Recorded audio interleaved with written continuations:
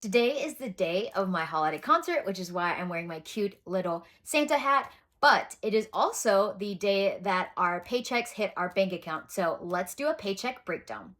As always, my husband and I do combine our finances, and all of these numbers for our income is our net take home pay after taxes, insurance, and 401k contributions. I have my numbers written down here so that I can remember them for you all.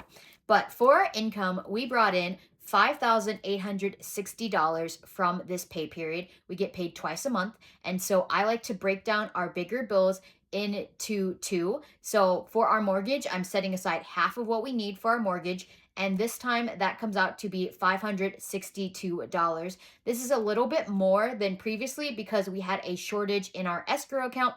So we're having to put more into escrow for next year.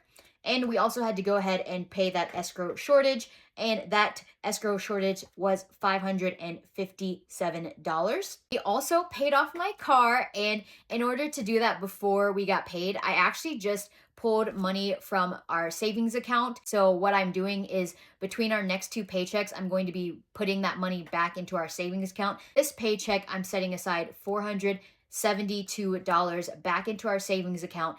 Next, I have our investments. We invest twice a month into a joint brokerage account. That is $417. We also set aside money for my husband's student loans, and that is $209. And then for our bills, we have some bigger bills coming out. So I'm setting aside $298 for bills. We also are Christian. It is important to me that we give back to our community in different ways by donating to various charities and to our church community. So we are setting aside $500 to giving. And then for our savings, we are setting aside $1,300 to savings. And this will go to various saving funds we have. Our current goal is our house fund. So we are setting aside majority of that money to our house fund. And so that leaves us with about $1,300 to put into our credit card holding fund so that we can cover all of our credit card bills that we need to pay off in the next 2 weeks before we get our next paycheck.